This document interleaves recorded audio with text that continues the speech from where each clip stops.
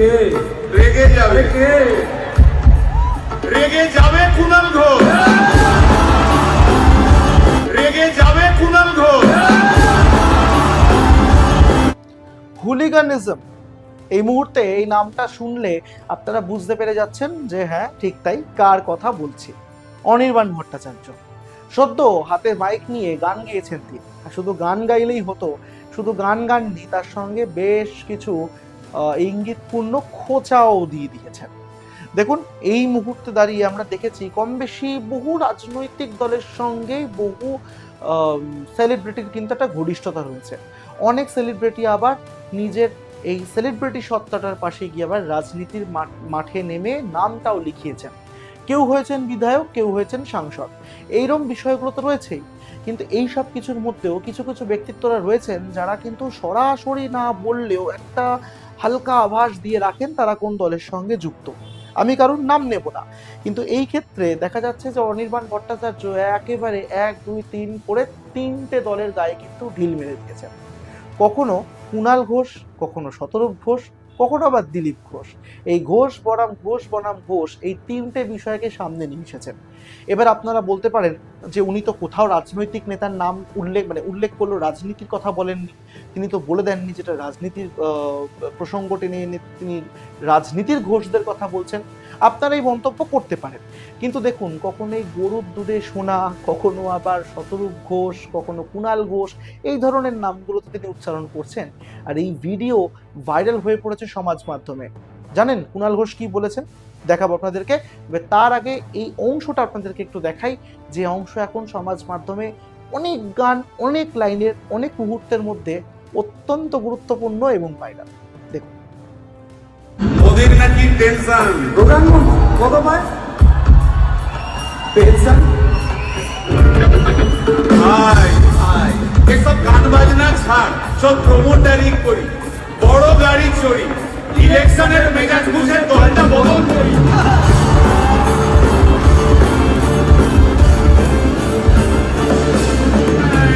ভাই ভাই ভাই বল ভাই।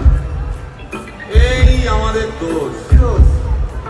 গান বাজনা করতে এসে এসব কথা বললে রেগে যাবে কে? রেগে যাবে কে? রেগে যাবে কুণাল ঘোষ।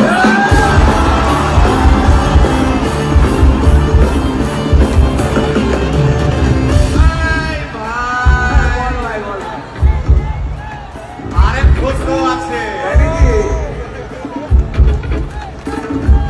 ঘোষ। আরেক ঘোষ? দাদা খুবই রোমান্টিক, ঘোষ দিয়ে যায় চেনা, গয়না দোকান সব তুলে দাও, গরুর দুধের সোনা।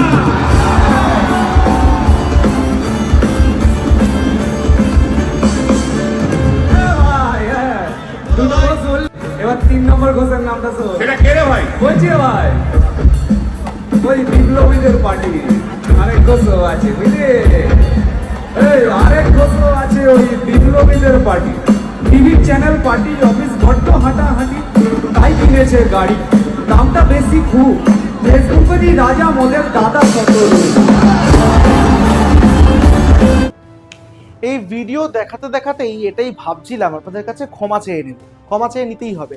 আবারও বলছি, কোনো রকম রাজনীতির কথা তিনি বলেননি, কিন্তু হ্যাঁ ইঙ্গিত দিয়েছেন। কিন্তু নাম না করেও তো খোঁচা একটা বিষয় রয়েছে, এই ক্ষেত্রেও সেই বিষয়টাই ঘটেছে নাকি স্পষ্টভাবে বলতে পারছি না। তবে হ্যাঁ, কুণাল ঘোষ, দিলীপ ঘোষ, শতরূপ ঘোষ, 3 ঘোষের কথা 3 দল থেকে তিনি কিন্তু নিয়ে নিয়েছেন। এবং তার সঙ্গে সঙ্গে সিএ বা তার সঙ্গে যে কাগজ রয়েছে, কাগজ দেখাবো, এই প্রসঙ্গগুলো তার এই গানের মধ্যে উঠে এসেছে। অর্থাৎ বোঝাই যাচ্ছে যে তিনি এই ক্ষেত্রে বর্তমান পরিস্থিতির কথা তুলে ধরছেন, কোথাও গিয়ে সে ইঙ্গিত দিচ্ছেন।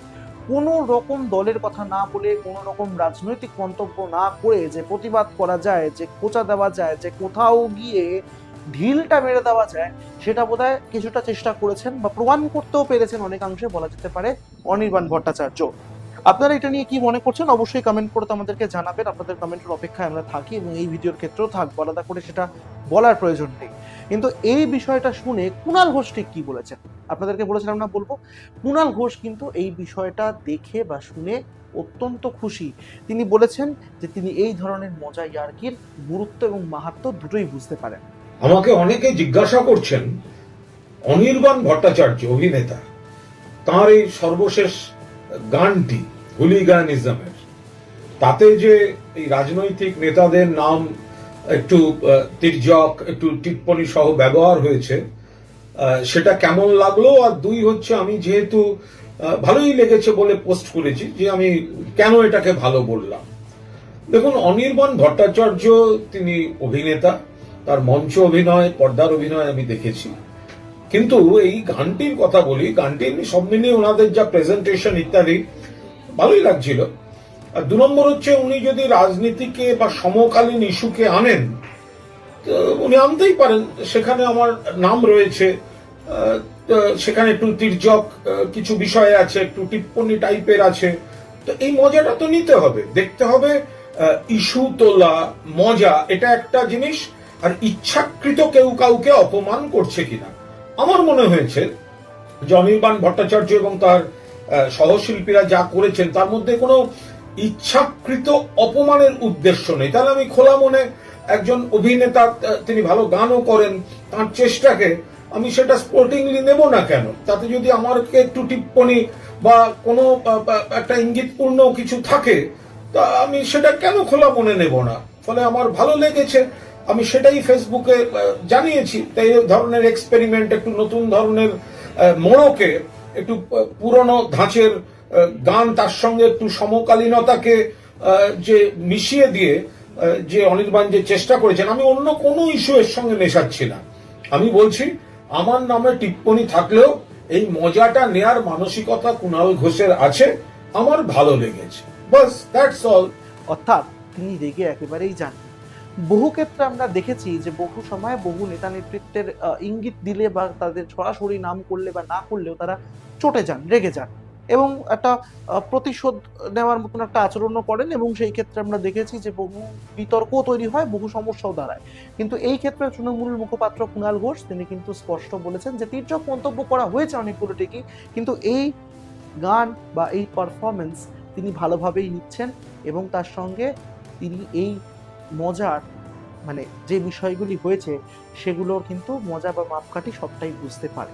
অর্থাৎ কোথাও গিয়ে একটা দলের তরফে একটা উত্তর এলো যে সেই দল কিন্তু এই ব্যাপারটাকে খুব লাইটলি নিয়েছে। কিন্তু অবশ্যই গানের লাইনগুলো অত্যন্ত গুরুত্বপূর্ণ এবং এই সময় দাঁড়িয়ে খুব প্রাসঙ্গিক।